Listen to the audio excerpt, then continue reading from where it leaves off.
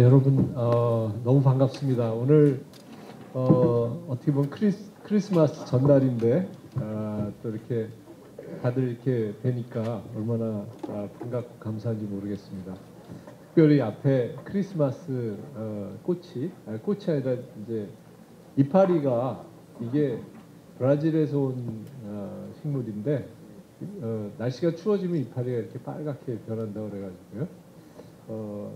아주 꽃보다 더 아름다운 이파리를 본 것 같아서 얼마나 감사한지 모르겠습니다. 오늘 특별히 또 뭐 귀하신 분들이 많이 왕림해 주셔가지고 제가 뭐 일일이 좀 소개를 올려야 되는데 나중에 한번 우리 저희 사회자님이 좀 호명해 주시길 박수 한번 쳤으면 좋을 것 같습니다. 그리고 많이 오셨습니다. 그래서 일단 이제 토론에 좀 들어가야 되는데 우리 사실은 이번에 굉장히 그 핫한 주제였습니다. 사실 석유공사에서 우리 대왕고래 관련해서 굉장히 그 포항 시민들은 뭐 누구나 할 것 없이 큰 기대가 있고 또 뭐 어쨌거나 이제 시추를 하니까 잘 되길 바라는 마음이 굉장히 크죠. 그리고 뭐 그것이 뭐 단순히 지금 우리 최지웅 차장님 말씀하신 것처럼 우리 국가가 잘 되고 또 뭐 포항이 잘 되고 이런 거를 넘어서 정말 되기만 한다면 얼마나 좋을까 하는 그런 소망들이 있습니다. 그래서 오늘 또 여러분들 모시고 토론을 하게 될 텐데요. 토론을 좀 하고 저희 각 우리 패널들이 간단하게 이제 말씀을 해주시고 그다음에 또 질의응답도 여러분들 좀 해주시면 또 특별히 우리 최지웅 차장님께 아마 발표와 무관하게 다른 여러 질문들도 또 있으리라 또 그리고 충분히 준비하시고 오셨을 것이라고 생각을 하고요. 그래서 오늘 사회를 보겠습니다. 자 먼저 패널로 우리 정규덕 포항시 수소에너지 산업과장님 오셨는데요. 좀 한 말씀 해주시죠.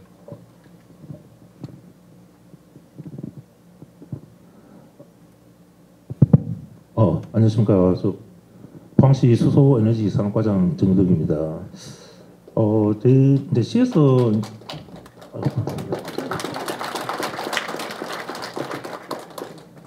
대왕고래 이제 프로젝트 관련해서 시에서 지금 이제 준비를 하고 있는 내용과 앞으로 뭐 어떻게 준비를 해야 될까 이 부분에 대해서 저희들이 간략하게 좀 말씀을 드리도록 하겠습니다. 현재 이제 한국석유공사하고 작년에 이제 상호발전협력센터를 이제 포항시청 내에 사무실을 두고 지금 운영을 하고 있고요.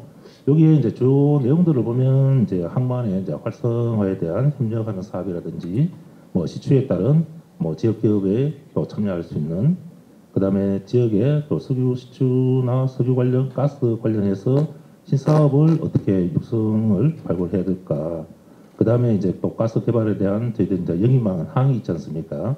이거를 이제 에너지 거점 항만으로 어떻게 육성을 해야 될까?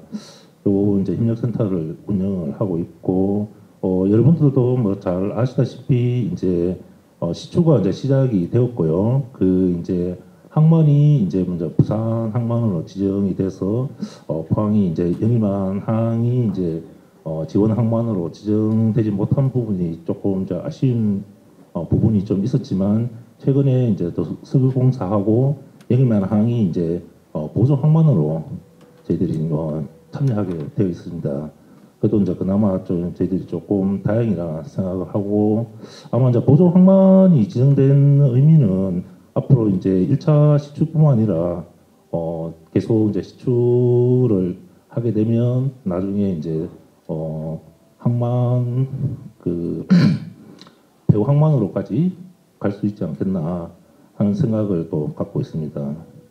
그래서 저희들은 이제 시가 생각하는 부분들은 나중에 이제 뭐 가스나 석유가 나왔을 때 영입망 항을 지금 현재 이제 영입망 항으로는 좀 저희들 좀 부족하지 않냐 공간적으로. 그래서 지금 시에서 저희들이 이제 항만 개발 계획 그 연구 용역을 추진을 하고 있습니다.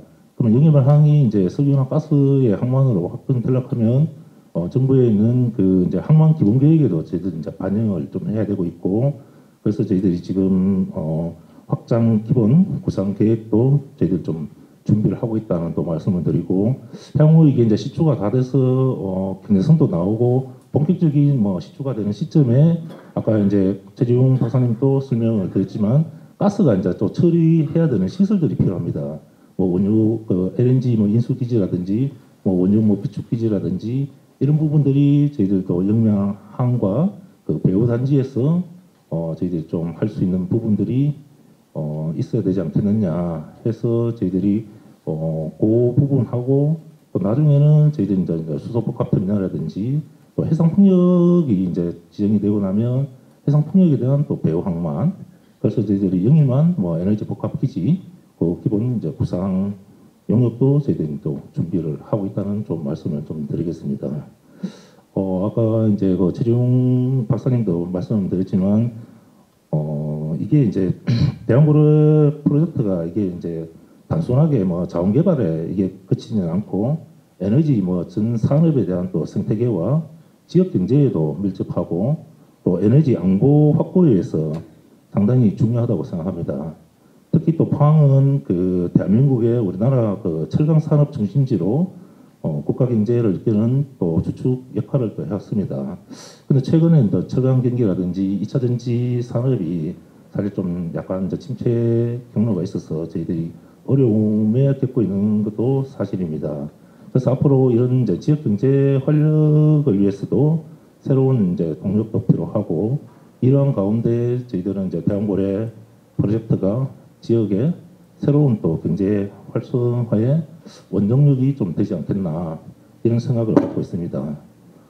저희는 이제 대한고래 프로젝트가 이제 앞으로 잘 돼서 좀 성공적으로 하기를 바라고 있고, 시는 또 앞으로 이런 준비를 앞으로 좀 철저히 좀 해나가도록 하겠습니다. 예, 감사합니다. 예, 너무 아주 포항시에서 그 대왕고래 프로젝트 관련해서 굉장히 많은 준비를 하고 계시고, 또 배후 여러 가지 그 에너지 관련해서 심지어는 해상풍력까지 고려한 그런 큰 그림을 그리고 있어서 굉장히 기대가 큽니다. 다음은 우리 경북도 경북연구원의 정원조 박사님 한번 말씀해 주시죠. 반갑습니다. 경북연구원의 정원조라고 합니다. 예.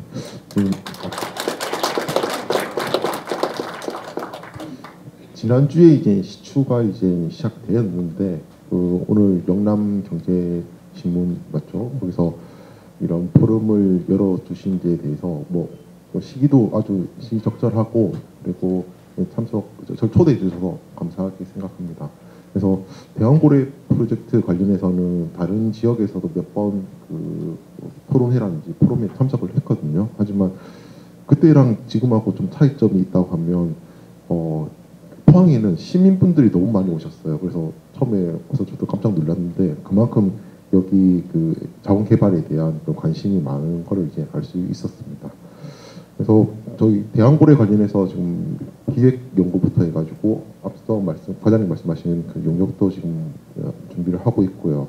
그래서 쭉 느꼈던 바로는 그 찬반 양론이 많습니다. 대왕고래 프로젝트에 대해서 과연 그 석유가스가 있냐는 말도 있고, 왜냐하면 그 과거에 한번 그 있다고 발표를 했다가 이게 좀 흐지부지해진 적이 있기 때문에 그래서 없는 게 아니냐는 말씀도 있고, 그래서 진짜 있느냐 뭐 그런 유무가 있는데, 아까 그 발표 자료에서 있었다시피 우리나라가 시추를 70년대 시작해가지고 71번 했습니다. 그중에 이제 대부분이 다 바다에서 했는데 51번이었던 걸로 기억합니다. 근데 51번 중에서 대부분이 우리가 지금 대왕고래 프로젝트가 그 지금 하고 있는 해역 6-2라고 8강구에서 그 절반 이상을 했었습니다. 그렇기 때문에 가이아나라든지 이스라엘 사례도 말씀해 주셨다시피 그만큼 많이 여기서 했다는 거는 가능성이 높다, 그렇게 할 수 있습니다. 그래서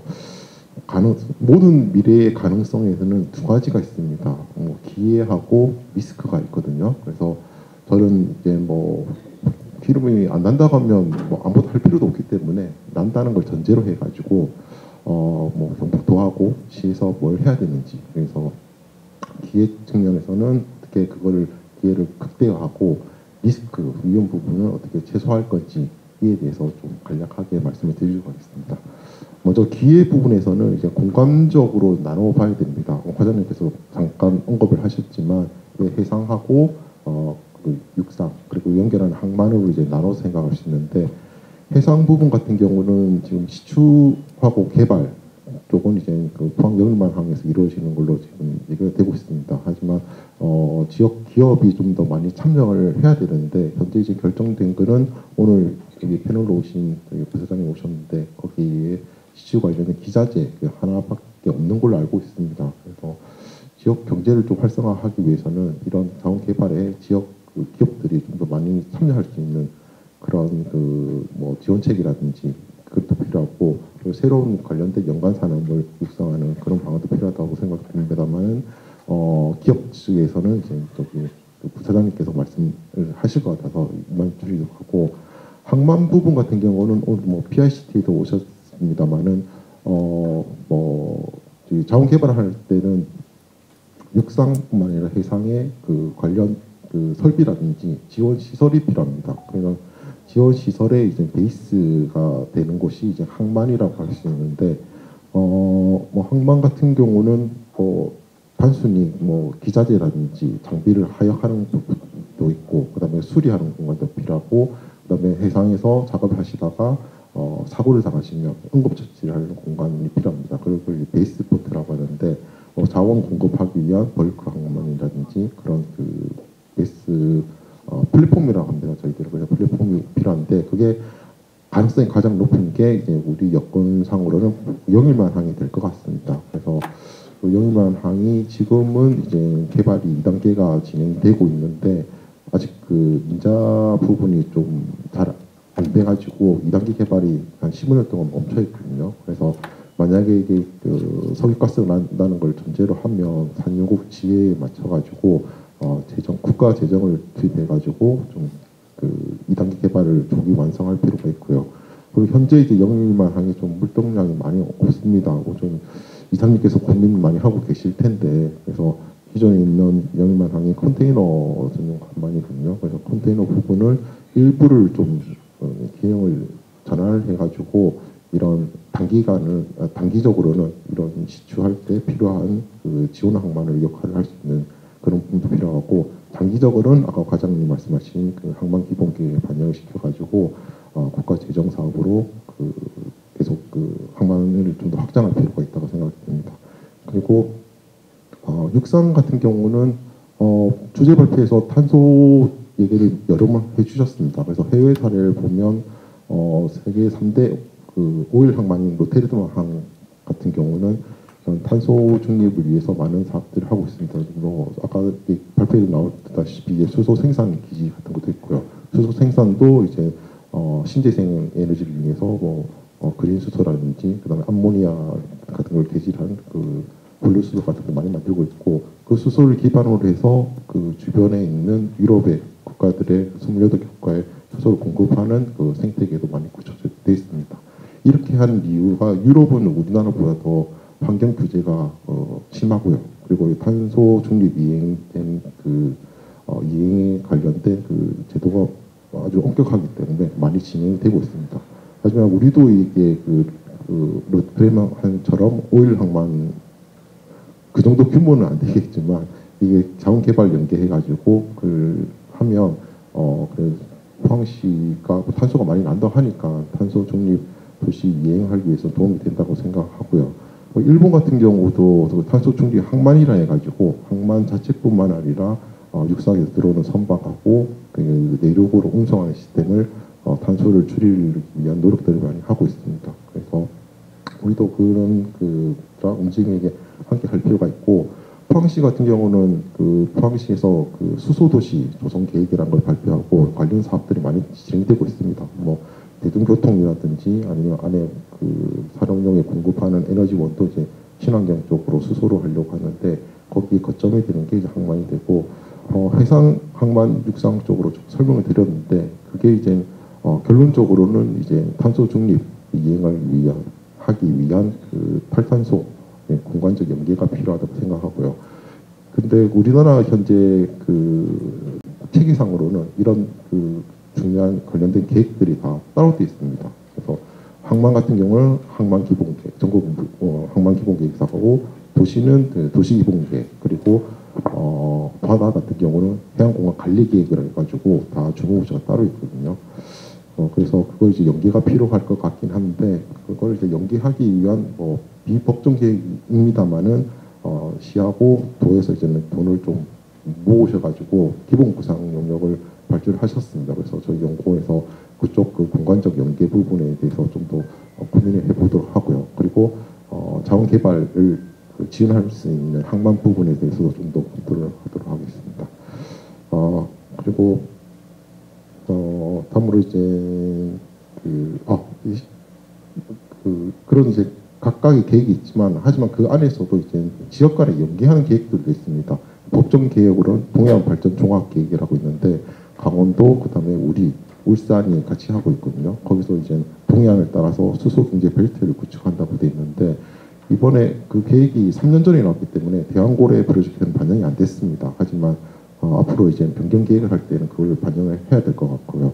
그것보다 이제 좀 더 이제 구체적이고 실효성 있는 계획은 해오름 동맹이라고 있습니다. 해오름 동맹은 이제 울산, 그다음에 경주, 그리고 포항을 중심으로 해가지고 기본 구상을 작년에 수립을 했습니다. 거기에 각 분야가 5개가 있는데 그 중에 이제 그 경제산업 분야에 보면 미래 친환경 에너지 기반 구축이라는 게 있거든요. 그래서 그쪽 부분에서도 수소라든지 가스 부분도 있기 때문에 연계가 필요하고 석유 산업 특성상 그 상류 부분하고 하류 부분으로 나누어져 있습니다. 상류는 이제 탐사 시추하고 그런 자원을 개발한 거고 하류는 그걸 가지고 와서 가공하고 정제하고 제품을 만들고 비축하고 유통하는 부분인데 하류 부분은 우리나라의 최고의 그 도시가 울산입니다. 이미 하류 부분 같은 경우는 당치 산업이고 돈이 대규모로 투입되는데 울산의 그 온산항 내부에 그런 게 다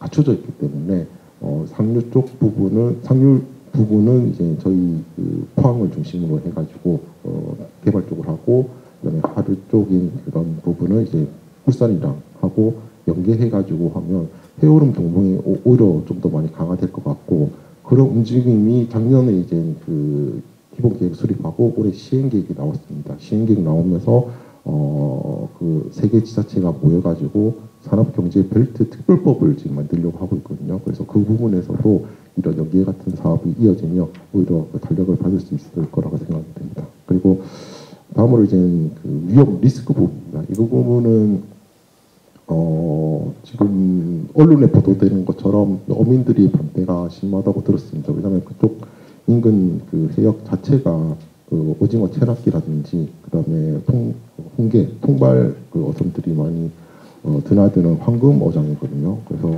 가까운 울산 사례들 보더라도 불식 해상 풍력을 대규모로 하려고 했습니다. 그래서 그럼에도 불구하고 이제 어민들이 반발이 심해가지고 지금 5년 동안 계속 표류를 하고 있거든요. 그래서 최근에는 이제 울산에서 이제 어업인들하고 이제 상생 협약 같은 걸 맺어 가지고 다양한 사업들을 하고 있습니다. 예를 들어서 그 관련된 그 연구 용역을 하고요. 그래서 그 해상풍력 관련해서는 일본의 이제 고토시가 이제 선진 사례로 언급이 되고 있는데 거기는 이제 소멸하는 지역에 해상풍력을 이용해서 지역을 활성화시키고 산업을 육성하는 쪽으로 돼 있습니다. 그쪽에서도 상생 협약을 보면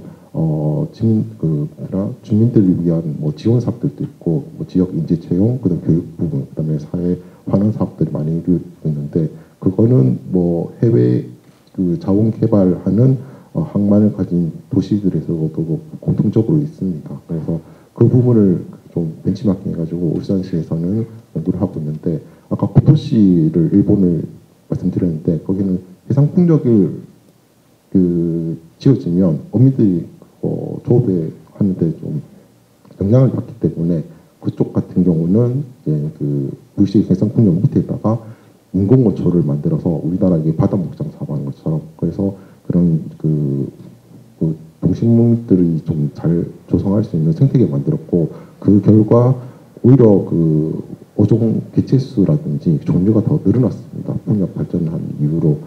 그런 부분도 있고, 또 그 물고기에 대한 그 스트레스를 주기 때문에 풍력 발전기가 돌아가면 그걸 해소하기 위해서 수심별로 그 스트레스를 받는 정도의 민감한 어종을 또 그 과학적 연구를 통해서 그에 그 강한 어종을 양식한다는 방안이라든지 그런 연구들이 있거든요. 그래서 울산도 그거를 이제 벤치마킹 해가지고 작년부터 1년에 한 10억에서 15억 정도를 주고 지역 그 어민들하고 상생 협력할 수 있는 비즈니스 모델도 만들고 공존 시나리오 만들고 그다음에 지역 생태계에 미치는 영향 같은 그런 연구도 많이 하고 있습니다. 그래서 우리는 지금 이제 시추홍을 박은 단계이긴 하지만 그런 지금 어민들이 반대가 계속 심할 경우에는 울산처럼 이제 그런 에너지 사업이 진행이 안 되기 때문에 초기에 오히려 그 상생 협약을 맺어가지고 그런 공존할 수 있는 방안이 좀 필요하다고 생각하고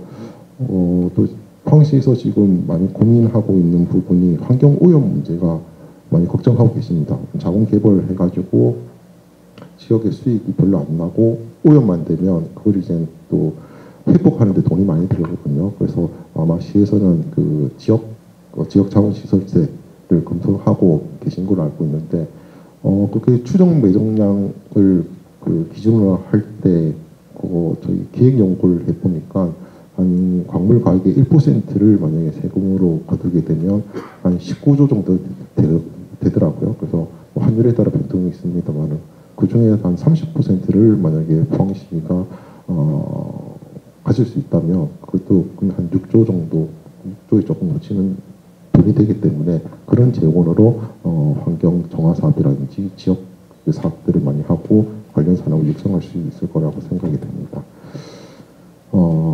그리고 뭐 그 정도로 하고 지금 그 좀 지역 내에서는 지금 하는 포럼이 올해가 이제 마지막인데 다른 데서 많이 했었거든요. 근데 울산에서 가스점이 그때 4,500만 배럴이 생산이 됐었는데 한 17년 정도를 생산했습니다. 뭐 단순 비교하는 거는 좀 말이 안 된다고 생각하지만 그래도 해보면 우리가 그 추정량 최소 추정 매장량을 할 경우에는 한 1,300년 정도 되더라고요. 그래서 좀 어처구니없는 숫자이긴 하지만 이게 대규모고 장기간 이어지는 사업인데 지역 내에서 오늘 뭐 포럼을 개최해 주셔서 고맙기는 하지만은 앞으로 이제 오랫동안 진행돼야 되기 때문에 지역에서도 이런 뭐 토론의 장이라고 해야 될까요? 논의할 수 있는 장을 많이 만들어서 상생 협력도 하고 리스크를 최소화하고 또 이익을 극대화할 수 있는 다양한 부분들의 의견 교환이 이루어져야 한다고 생각을 합니다. 이상입니다. 우리 정원조 박사님이 아주 여러 각도로 얘기를 해주셔가지고 그 키워드만 우리 귀에 주워 담기도 굉장히 쉽지 않았지만 어쨌거나 지금 이제 포항이 어떤 의미에서 보면 이제 대왕고래 지역의 그 시추라는 것이 어떻게 보면은 이제 이쁜 각시가 꽃단장을 하고 포항으로 시집 온 것 같은 것입니다. 그런데 이 각시가 앞으로 정말 좋은 며느리가 될 건지 아니면 이제 막 뭐 돈을 허프이 쓰면서 뭐 폐악질을 할지도 잘 모르는 그래서 그런 걱정들도 지금 좀 말씀을 하셨지만 하나 생각할 수 있는 거는 울산하고 포항이 이렇게 사돈지간이 좀 될 수도 있나 보다 뭐 이런 느낌도 좀 들었고요. 그래서 어떻게 보면은 포항이 이러한 그 석유나 가스를 생산하는 생산 기지가 되고 울산은 그 생산된 것을 가지고 후방 예컨대 뭐 석유화학 산업이 요즘 있잖아요. 근데 석유화학 산업이 지금 굉장히 어렵거든요. 그 이유가 뭐냐면 그 생산 지역에서 그 사우디나 이런 데 아람코나 뭐 이런 데서 직접 후방 산업을 이제 하기 시작하면서 가격이 뭐 3분의 1 가격이 공급하는 이런 일들이 막 생겨서 지금 저희가 사실 어떻게 보면 경제개발 5개년 계획할 때 우리 임해 지역의 중화학공업 했던 어떻게 보면 박정희 대통령이 추진했던 경제개발 5개년 사업의 근간들이 지금 막 흔들리는 국가적으로 굉장히 위기입니다. 그래서 포항은 또 이 철강 산업이 지금 중국 저가 철강 때문에 지금 흔들흔들하고 어저께죠. 포항제철은 이제 대규모 인사를 하고 15% 정도의 임원을 감축하는 이러한 아주 비상한 시기이기 때문에 그런 관점에서 보면 우리 정원조 박사님이 신항만이라는 우리 포항이 지금 갖게 된 항구를 베이스 캠프로 해서 그렇죠? 이러한 일들을 이어간다. 그리고 얼핏 말씀하셨지만 1%의 19조 원이라고 하시니까 그냥 주먹구구를 해도 전체가 한 1900조 정도 되는 그러한 어마어마한 사업이 아닌가. 그래서 이쁜 아가씨가 지금 포항에 왔는데 정말 좋은 며느리가 될 수 있으면 참 좋겠다 이런 생각을 했습니다. 자, 다음은 우리 권색은 포항 영일만 신항 항만 사업팀 이사님 베이스 캠프로서의 영일만이 될 것 같은데요. 한번 박수로 맞아주시죠. 안녕하십니까. 방금 소개받은 포항 영일 신항만의 항만 사업팀을 맡고 있는 권세근입니다.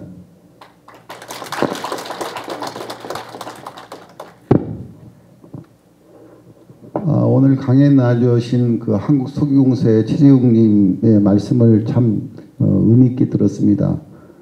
방금 저장 교수님께서 말씀해 주신 바와 같이 최근에 철강 산업이 사실은 거의 바닥을 찍고 있고 그래서 각 제철소마다 시설을 중단하는 그런 상황이기도 합니다.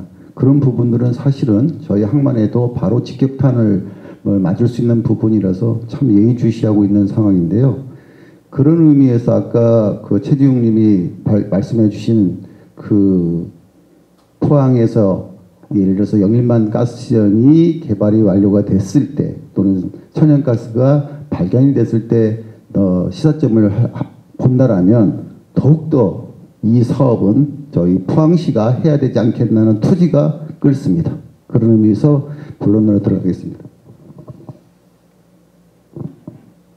그래서 저는 오늘 한국소기공사가 주관하고 있는 대왕고래 프로젝트 1, 그러니까 동해 심해 가스전 개발 시추 사업이라는 국가 시책 사업에 있어서 제가 포항이 동참할 수 있기를 희망하고 그래서 그런 희망을 가지면서 제가 항만에 종사하는 사람으로서 과연 우리 영일만 항이 배후 시추항만으로 역할을 할 수 있을까? 만약에 혹시 부족한 부분이 있다라면 그거는 관계기관을 비롯해서 모든 포항 시민이 함께 풀어가야 될 문제가 아닌가 싶어서 그 부분에 대해서 잠시 말씀드리고자 합니다. 말씀드리기 전에 저희 포항 영일 신항만 영일만 항을 잠시 소개해 드리겠습니다. 포항 영일 신항만은 2009년에 개발이 완료된 회사입니다. 포항영일 신항만 개발 1-1단계 민간투자 사업으로 해서 2009년 8월에 컨테이너 내선석으로 운영이 되고 있었습니다. 이후 2018년 6월에 정부와 변경 실시 협약을 체결해서 지금은 컨테이너 2선석, 그다음 자파 2선석을 운영하고 있는 다목적 부두이고 통상적으로 포항에 있는 항만이 3개 있는데 신항과 구항구로 영일만 항입니다. 이 세 항만이 전부 다 국가에서 지정한 무역항으로 되어 있습니다.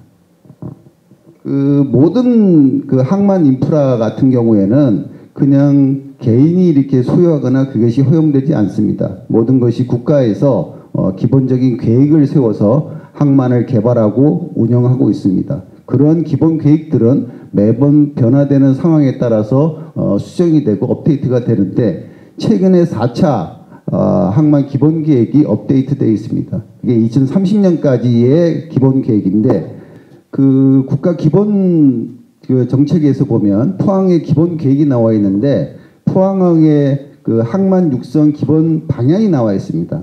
그 첫 번째가 국가 기간 산업의 지원입니다. 그 다음에 두 번째, 배후에 있는 제철 산업 등 국가 기간 산업의 지원 항만입니다. 물론 그 뒤에 또 다른 어떤 말이 있는데 가장 중요한 부분은 포항항의 기본적인 육성 방안 자체가 국가 기간 산업의 지원 항만으로서 역할을 해라라는 것이 골자입니다. 그러면 뭐 단어를 들어보시면 아시겠지만 기간이란 그 산업이라는 것은 가장 국가의 기초가 되는 산업들입니다. 뭐 예를 들어 보면 철강 같은 금속 관련된 사항입니다. 그 다음에 석탄, 석유, 전력 같은 동력 산업이 되겠고 그 다음에 기계 산업, 화학 산업 많이 있습니다. 자, 그럼 여기서 주목해야 될 부분은 뭐냐? 동력 산업입니다. 동력 산업의 한 축인 석유 관련된 부분들이 지금 우리 포항에서 직선거리로 약 한 60km 지점에서 발생을 하고 있다는 거죠. 자, 그렇다면 이미 포항항 자체가 국가 기간 산업의 지원 항만으로 육성방이 지정돼 있다라면 포항항이 영일만 가스전, 그러니까 동해 심해 가스전 개발에 참여하는 것은 아주 자연스러운 수순이 아니겠나 하는 생각이 듭니다. 그래서 그뿐만 사실은 아닙니다. 가스전 그 탐사 시추의 가장 핵심적인 부분들이 시추에 관련된 파이프들입니다. 근데 그 시추에 쓰이는 파이프들이 사실은 우리 지역 기업에서 생산이 가능합니다.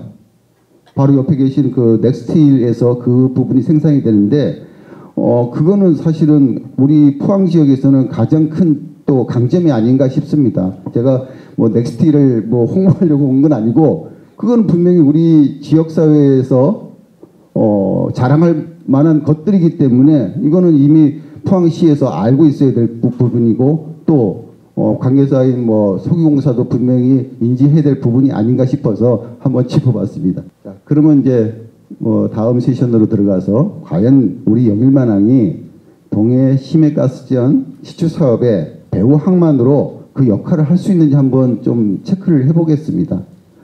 그냥 무조건 우리 가까이에 있는 가스전에서 하니 우리가 무조건 해야 되지 않겠냐라고 이렇게 하기는 그거는 조금 맞지 않는 얘기라고 합니다. 분명히 자격이 있어야 되는 거니까요. 왜? 이거는 국가의 시책 사업이니 무조건 때를 써서 되는 사업은 아니라고 저는 뭐 개인적으로 생각합니다. 그런 거는 여러분들도 다 뭐 인정이 될 만한 부분이라서 우선은 그런 부분에서 스스로 한번 평가를 좀 해봤습니다. 이 평가 기준은 금년 7월에 사실은 대왕고래 1 프로젝트 때 시추 배후 항만을 선정하는 입찰이 있었는데 그때의 한국석유공사가 입찰의 조건으로서 내놓은 그걸 갖고 저희들이 한번 평가를 해봤습니다. 평가 항목에는 사실은 최소 요구사항이 있고 기술적 평가사항 이게 두 가지로 이렇게 나뉩니다. 그래서 우선 최소 요구사항부터 좀 뭐 보자면 보급선의 전용 선석이 120m 이상 정도, 그 다음에 수심이 8m 이상 되는 항만이어야 된다는 건데 저희 항만은 암벽 길이가 1000m입니다. 그러니까 충분하지요. 그 다음에 수심이 12m 이상입니다. 충분합니다. 그 다음에 부두의 취급 화물이 좌파여야 된다는데 아까 말씀드린 대로 저희는 지금 2018년부터 2선석을 운영하고 있고 좌파 2선석을 운영하고 있습니다. 그래서 좌파 2선석에서 지금 넥스트의 그 아까 말씀드린 파이프 이게 연간 한 20만 톤 이상 저희들이 수출하고 있고 그 다음에 육상에 있는 그 풍력 발전 기자재를 저희들이 하역하고 있습니다. 아시다시피 그 풍력 발전기의 날개에 해당되는 것 한번 보신 적이 있을 텐데 그게 기본이 최소 한 50m 이상입니다. 그러니 실제로 뭐 어지간한 그 하역은 저희들이 다 감당해낼 수 있다 이렇게 말씀드릴 수가 있겠습니다. 다음에는 부두 야적장 4,000평방미터 이렇게 말씀을 하셨는데 사실 저희들의 총 면적이 60만 평방미터입니다. 가로 1000m, 세로 600m. 그러면 그 전체 면적이고 실제로 사용 가능한 면적은 어떻게 되느냐? 아이프롬 포럼에서 가로 1000m, 그다음에 세로 360m, 336만 평방미터입니다. 그 중에서 이 하역 작업을 할 수 있는 곳은 자파부두니까 반으로 나누면 18만 평방미터니까 저희들은 충분히 그런 공간을 제공할 수 있다, 이렇게 보시면 되겠습니다. 두 번째 이제 고내 창고인데 저희들은 창고 등이 5개가 있습니다. 총 그 면적은 2만 평방미터이고 한국석유공사가 필요한 것은 660이니까 좀 시체말로 세 발을 핍니다. 두 번에 하역 장비도 참 중요한 부분인데 뭐 크레인이나 지게차 이런 부분들에 대한 공급이 용이하냐 하는 부분들인데 저희들이 하는 일이 주로 하역이다 보니까 기본적으로 150톤 말고 300톤 이상도 여러 가지 그 크레인들도 공급할 수 있는 능력이 사실은 있습니다. 그 다음에 이제 24시간 하역이 가능하냐 이 부분인데 요건 좀 논란의 소지가 좀 있습니다. 컨테이너는 사실 1년에 365일 중에 딱 이틀만 쉽니다. 구정하루, 추석하루. 나머지 363일은 24시간 풀 가동을 하고 있습니다.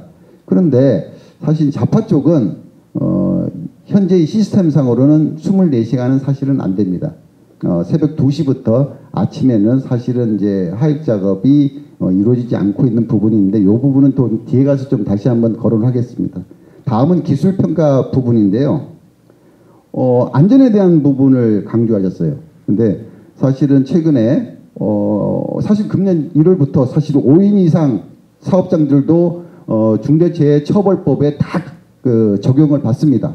그래서 저희 회사 또한 그 부분에서 관리 대상이고 그래서 저희들도 사실은 뭐 안전보건의 경영방침이라든지 그 다음에 비상대응 절차서 그 다음에 안전관리 계획서 등이 다 준비가 되어 있습니다. 특히 국가에서 전체적으로 하는 게 중대재해처벌법이지만 사실은 각 산업 분야별로 또 다른 강화된 안전관리 지침이 있습니다. 그게 항만 분야에선 항만특별안전법, 안전특별법입니다. 그래서 지금은 뭐 수시로 포항청에 있는 안전감독관이 수시로 현장을 순찰을 하면서 그 위에 안전 위의 요소들을 발견하고 그다음에 거기에 대한 대응도 지금도 이루어지고 있으니까 안전에는 그닥 그렇게 염려가 되지 않습니다.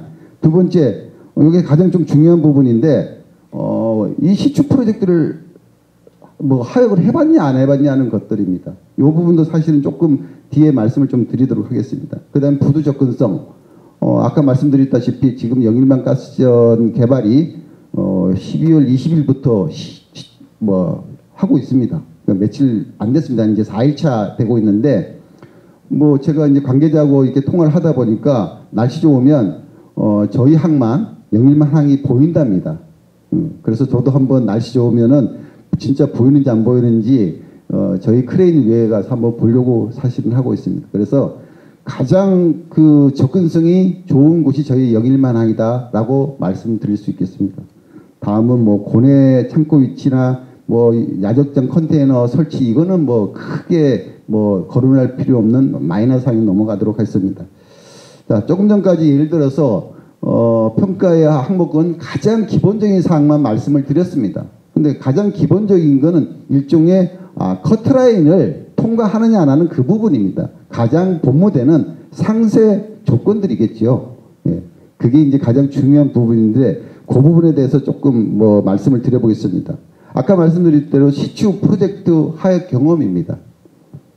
그 중간에 제가 이렇게 그 저희들이 자파부두에서 취급하고 있는 화물들의 말씀을 드렸습니다. 그 넥스트리의 그 유정관 미국으로 수출되고 하는 그런 부분들이 연간 제가 알기로는 한 20만 톤 이상 계속 하역을 하고 있고요. 그게 벌써 한 7, 8년 이상 넘게 이렇게 진행되고 있습니다.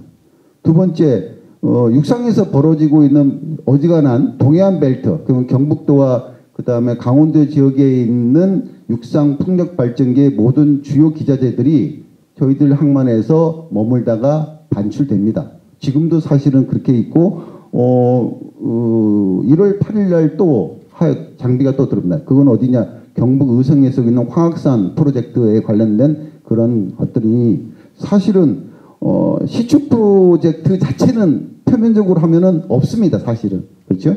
근데 그에 걸맞는, 그에 상할 만한 그 하역 경험은 아주 풍부하다고 말씀드릴 수 있으니 그런 부분은 크게 염려가 되지 않는데, 거기다가 최근에 12월 25일이죠. 그때 한국소기공소와 보조항만으로서 탐사시 보조항만으로 계약을 체결했습니다. 그래서 내년 2월 24일까지 계약이 돼 있어서 그 사이에 저희들이 하역 경험을 충분히 쌓는다면 이 또한 저희들이 자격을 획득하는 부분이 아니겠나 이렇게 판단하고 있습니다. 그 다음에 또 중요한 부분이 사실은 항만에 있는 그 수역의 저온도 유지입니다.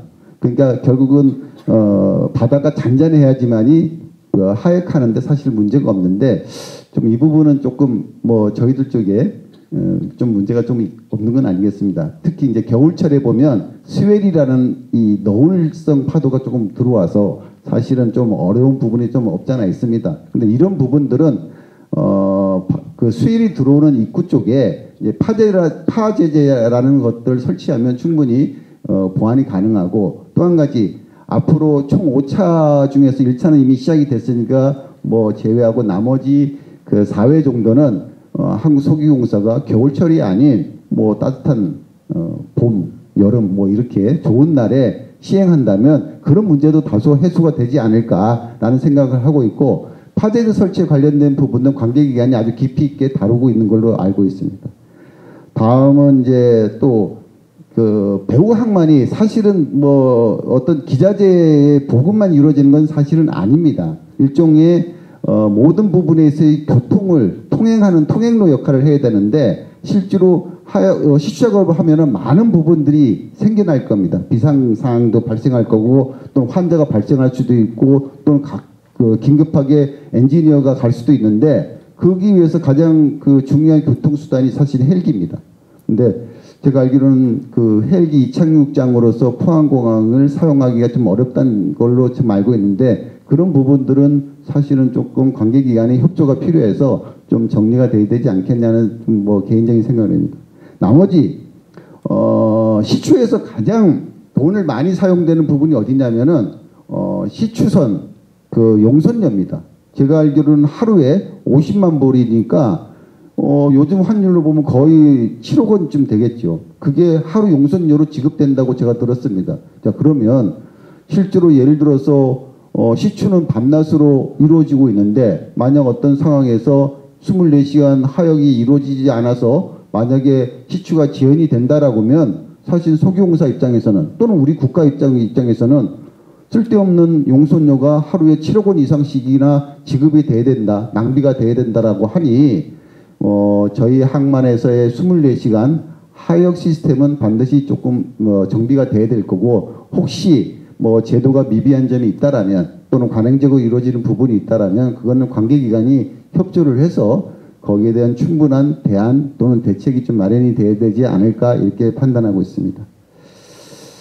자, 이상으로 저 동해 그 심해가스전 탐사 시추에 관한 국책 사업과 관련해서 저희 영일만항이 전체 경북도민과 포항 시민의 염원대로 그 가스전 시추의 중추 항만으로 역할을 할 수 있도록 뭐 우리를 돌아보고 또 그 부족한 부분을 한번 짚어봤습니다. 조금 딱딱한 내용이었는데 경청해 주셔서 대단히 감사합니다.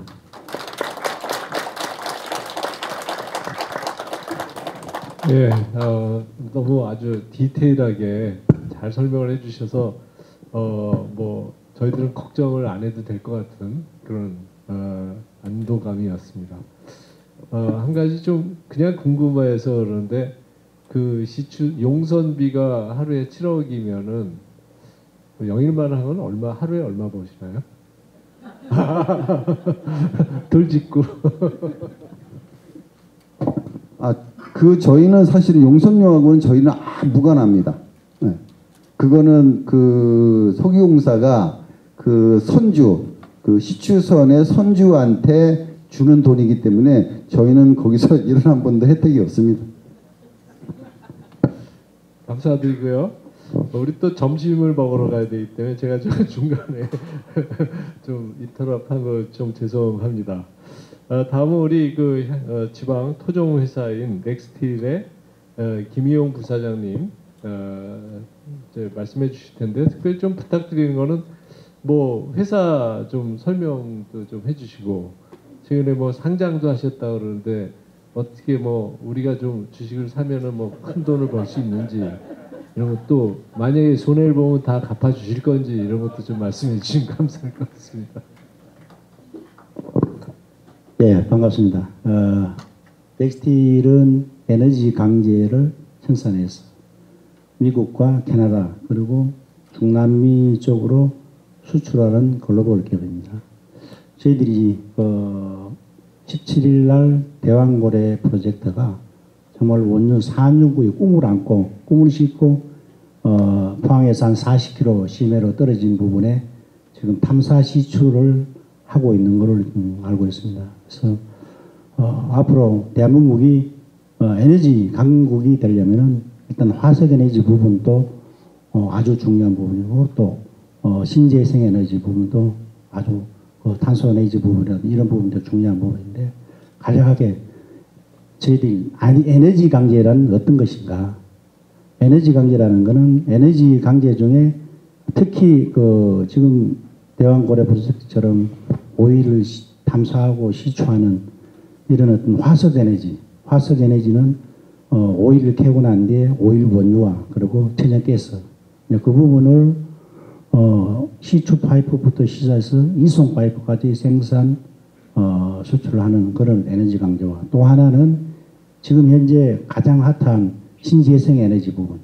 신재생 에너지 부분은 앞으로 우리 최준 박사님 말씀하셨듯이 이제 전 세계적으로 수출하기 위해서는 특히 유럽은 환경적인 부분이 굉장히 법적이나 이런 제도가 강하게 되어 있기 때문에 탄소세라는 부분이 있습니다. 과연 그러면은 어떤 기업체가 생산했을 때 탄소를 얼마나 배출하느냐 여기에 따라 가지고 탄소를 관세 형태로 어떤 부과하는 그런 어떤 탄소세가 이제는 유럽뿐만이 아니고 전 세계 특히 이제 미주 지역도 부과를 하게 된다면 한국이 이렇게 성장하고 부강한 나라가 되기는 수출의 어떤 영향으로 되었기 때문에 수출의 길로가 굉장히 어려워질 수 있다. 그래서 지금 대한민국도 이 에너지 정책을 굉장히 드라이버를 강하게 걸고 지금 시행을 하고 있는 그런 부분에 대왕고래 프로젝트가 이번에 터졌는데 왜 대왕고래라 그랬냐? 아마 포항이 아니었으면 대왕고래 프로젝트라고 이름을 그렇게 명명하지 않았을 겁니다. 다행히 이게 포항 앞바다이기 때문에 대왕고래라는 것을 아마 프로젝트 명을 했지 않았나 이런 생각이 듭니다. 이게 이제 특히 이 탐사의 오일을 캐기 위해서는 저희들이 석유공사와 한 6개월 전부터 탐사를 하기 위한 시추 파이프를 석유공사 시추팀하고 여러 가지 협업을 했습니다. 협업을 하면서 넥스틸이 공급할 수 있는 시추 파이프와 그리고 여러 가지 또 공급할 수 없는 파이프와 여러 번 협업을 해서 지난 부산 신항에 저희들이 완료를 해서 공급을 하고 거기서 지금 시추 선이 이제 출발을 했습니다. 그럼 과연 그러면은 대왕 프로젝트가 진행이 됐을 경우에 포항시와 그리고 포항 기업체가 어떤 이점과 어떤 역할을 할 수 있을까?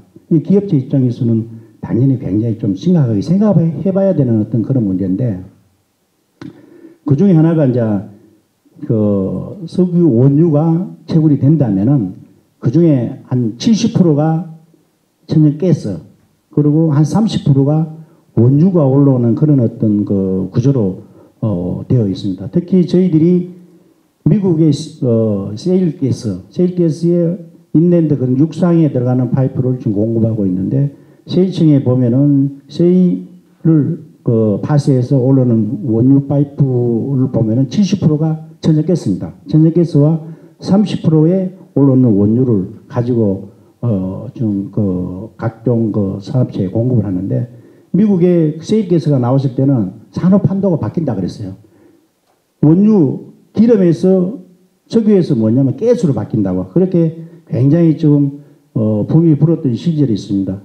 그래서 오일 샌드라든가 이런 부분들이 굉장히 많이 들어갔었는데 그래서 저희들이 이번에 시추 파이프를 석유공사와 그리고 품질검사 그리고 거기에 들어가는 각종 좀 전문 용어로 보면 스레이딩과 커플링 여러 가지 부분들을 협업을 해서 이번에 공급을 하게 됐습니다. 향후 그러면은 포항시에서는 과연 어떻게 그 도움을 얻을 것인지 그러면은 거국적으로 보면은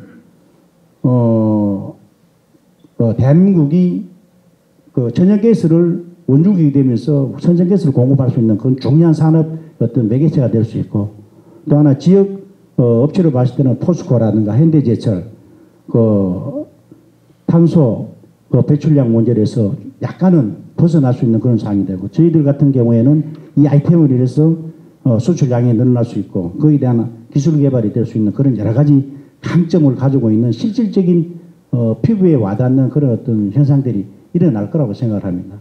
그리고 과연 그러면은 탐사를 해서 과연 원유에 정말로 성과적으로 잠재력이 있다고 판단했을 때는 뭐 2탐사 5광구까지 뚫는 걸로 지금 계획이 되어 있던데 그렇게 했을 경우에는 과연 그 추후에 또 해야 될 여러 가지 상황을 보면 과연 그러면은 40km의 포항 앞바다에서 원유가 채굴을 한다고 봤을 경우에 자 그럼 울산에 보면 그 울산에 보면 정지할 수 있는 공장들이 많이 있는데 그러면은 이송을 어떻게 할 것인가? 이송을 하기인데 그게 또 저희들 좀 그 에너지 강제가 소모가 될 가능성이 굉장히 많은데 그 해저 파이프라인으로 간다면은 뭐 소호 파이프나 ERW 그 환경과 그 여러 가지 여건에 따라 가지고 달라질 수 있겠지만은 그 부분에 대해서는 소호 파이프 ERW 다 생산할 수 있는 넥스틸이 어떤 그 앞으로의 석유공사와 아니면 EPC 업체들과 협업을 하면 충분히 가능성이 있다고 판단을 하고요. 그리고 그 다음에 만약에 10으로 배로 간다면은 또 다른 어떤 현상이 나타날 수 있는데 지금까지 이를 쭉 보면 거기다가 해저 파이프라인을 가는 경우가 많기 때문에 천연가스라든가 아니면은 그 원유가 울산에 정지할 수 있는 그런 그 거리로 갈 수 있지 않을까 생각합니다. 그러고 난 뒤에 자 그러면 울산에서 각종 정조 공장에서 정지를 하고 난 뒤에 가스를 천연가스를 포항 포스코나 현대제철 각종 동국장이나 이런 기업체 공급을 하기 위해서는 또 파이프라인을 또 깔아야 됩니다. 그래서 거기 들어가는 천연가스 그 파이프라인이 또 들어가고 아니 거기서 아니면 평택의 삼성전자든 쭉 가려면 전 한국 내에도 파이프라인이 굉장히 그 많이 좀 들어가는 그런 상황이기 때문에 지역업체인 저희 넥스트는 굉장히 대왕고래 프로젝트가 성공을 하면은 어떤 여러 가지 그 매출이나 아니면 포항 경제에 좀 도움이 되지 않을까 이렇게 생각을 해봅니다. 그래서 지금 현재 앞으로도 그 석유공사와 어떤 그 품질적인 문제 그리고 관관의 어떤 그 종류라든가 이런 부분들은 어떤 파이프를 쓸 것인가에 대해서는 포항 기업체인 넥틸과 또 우리 영희신앙만 배우단지가 충분한 역할을 하고 있기 때문에 충분히 가능하리라 생각합니다. 그리고 또 하나의 이제 가면 신재생 에너지 부분입니다. 신재생 에너지 부분이 저희들은 그 하부 구조물 모노파일을 투자를 지금 하고 있는데 직경이 한 15m 정도 파일을 생산하면서 거기에 발생되는 그 전기 에너지 그러니까 여러 가지로 한전을 통해서 또 공급될 수 있는 또 포스코의 현대제철에 공급될 수 있는 그런 사항들이 굉장히 많기 때문에 이제 앞으로 탄소 중립에 대한 아리백이라든가 탄소 중립이랑 이렇게 시행하지 않으면은 우리 수출하는 대한민국에서는 굉장히 치명적인 어떤 영향을 받을 수 있기 때문에 저희들 에너지 강제 기업으로서는 최선을 다해서 석유공사 그리고 영일신앙만 각종 우리 지역 연구원들 업체와 협업을 해서 포항시와 우리 기업체들이 같이 갈 수 있는 그런 발전적인 방향을 검토하도록 하겠습니다. 감사합니다. 예, 감사합니다. 정말 그 말씀을 듣고 보니까 대왕고래에서 꼭 가스가 터져야 될 것 같습니다. 저희 최지웅 차장님 언제 정도면 우리가 그 가스에 대한 희소식을 들을 수 있는지 한번 좀 그래도 석유공사 입장에서 조금 저희들 좀 설명 좀 해주시면 감사할 것 같습니다.